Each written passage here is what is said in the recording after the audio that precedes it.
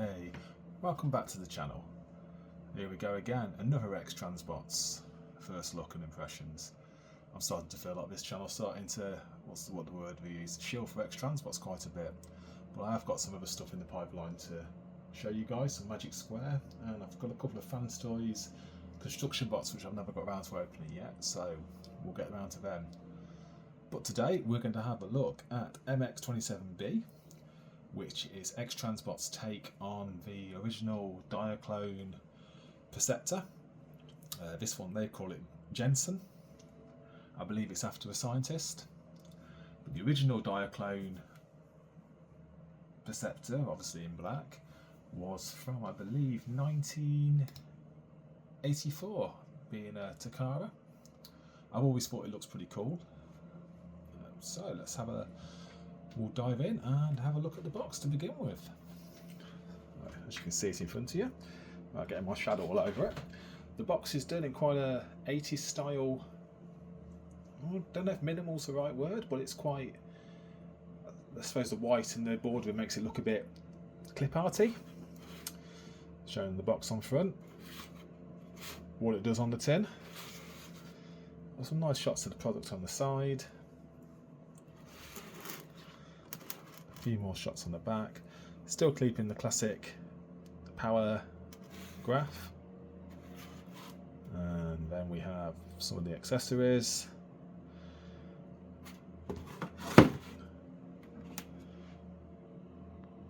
Basic top, and a picture of a target master at the bottom. Blowpipe? I'm not too sure. Okay. Right back with you with the accessories. And we get quite a few accessories straight off the bat. Out of the way. We get the instruction manual, the collector's card, and the more toy stickers, which of course I'm too lazy to put on. And then, like the normal version, we get a huffer. My legs popped off on that one, looks easily fixed. A mini Preceptor.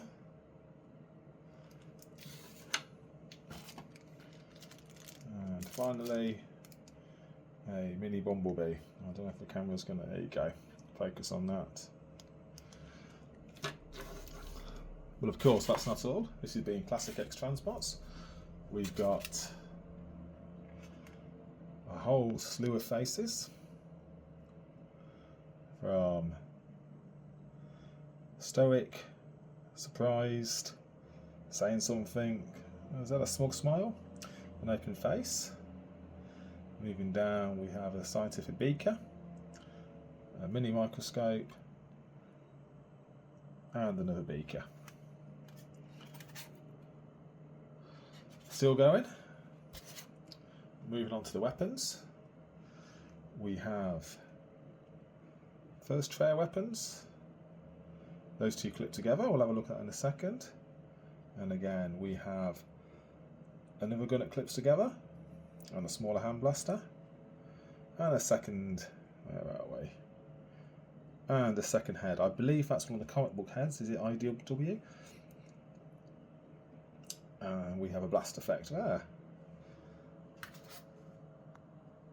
So these little plates these guns come on, it's a bit different. Let's have a look how these go together. That one slides out and that one pops out.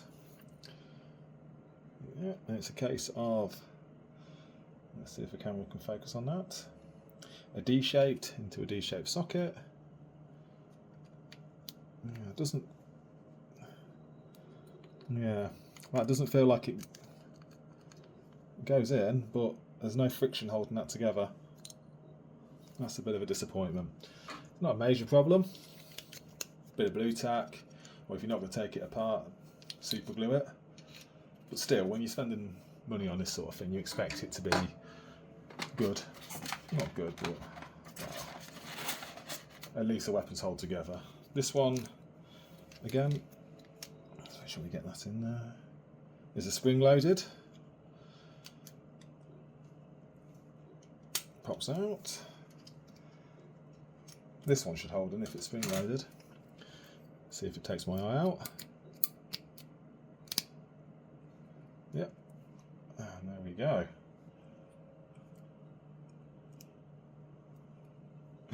But it doesn't fire very well. Okay. And there we go. So we've got quite a good array of options and choices with this one. Right, let's get this cleared away and move on to the figure himself and have a look at it. Okay, so here he is. This time, well, because I've collected it for the Diaclone look. He's there with his Diaclone head on. Let's get into the figure. So, height-wise, I'm not relatively tall. Oh, it looks about 20 centimetres tall to his barrel of his microscope, and that translates to about 7.9 inches. He's quite a weighty figure. First impressions, quite like the black scheme and the painted grey. I think it's fully painted. Give it a quick spin in the red. I'll flash up an image of the Diaclone toy so you can compare them. But I think they've done quite a good copy of it, even more so if it had the stickers applied to it. Spin so from the side. The only thing I'm not too keen about is the feet. He does feel a little bit back heavy. This is one of these ones where X-Transbots has gone a bit mad with the Diaclone. That foot there doesn't look fully flat. It's one I wouldn't be happy leaving this figure standing freely if it was in somewhere a display could get knocked. But overall, impressions wise, if it's going to be in the display case, out of the way, I don't think that'll be a problem. It looks the part. Right, let's have a look at the articulation. Bit of up and down on his microscope. The dial works on this one. Bit of play factor. Headwise, no side to side, up and down, and turning. Arms. Full bicep run. Really good.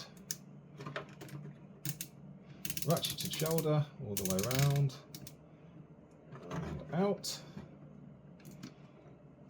Leg. Full side. Full front kick. Oh, I'm not doing that yet. And back all the way. All on a, is that friction out? Okay, knee. Whilst I was doing that, we've got a bit of a transformation break here in the thigh. See how difficult that is to push back together. Yeah, it's just a case of clipping it back in. Toes. And we've got a toe tilt. Looking down at the toes, a small nitpick. It just feels, let's see if I can see it in and talk about what I'm on about. I don't know if you can see in there, it looks like a bit of a gap between the toes and the leg. Sort of like the toes aren't fully connected, and you can see the small bit in the middle. Like I say, minor nitpick. You're not going to stand there looking over the figure all the time, but it just looks a bit odd from a few angles. Hands.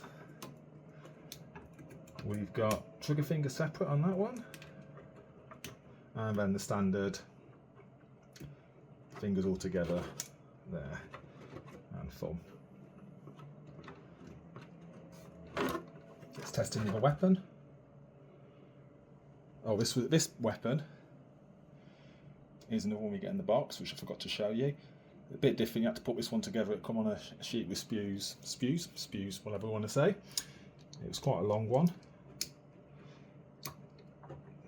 Clips in quite well, and he holds that without an issue. Okay, so other than the toes looking a bit dodgy and a bit of split in the legs, which you can push back together quite easily, quite good articulation. Alright, let's finish up on a bit of comparison. Right back with you. Okay, let's start with Fans Toys Preceptor.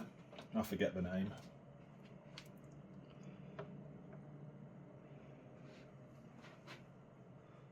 Very similar in height.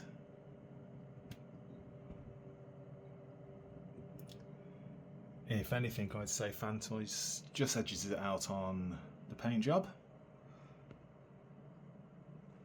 And here's the standard X-Transbots in alt mode.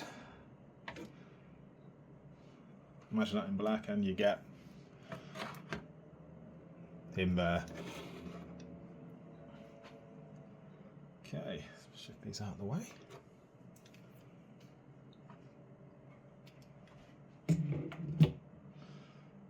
Let's bring in some more darker boats.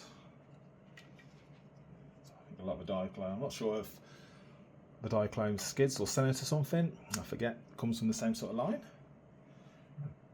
And not but last least, let's bring in my custom black Soundwave. Shockwave.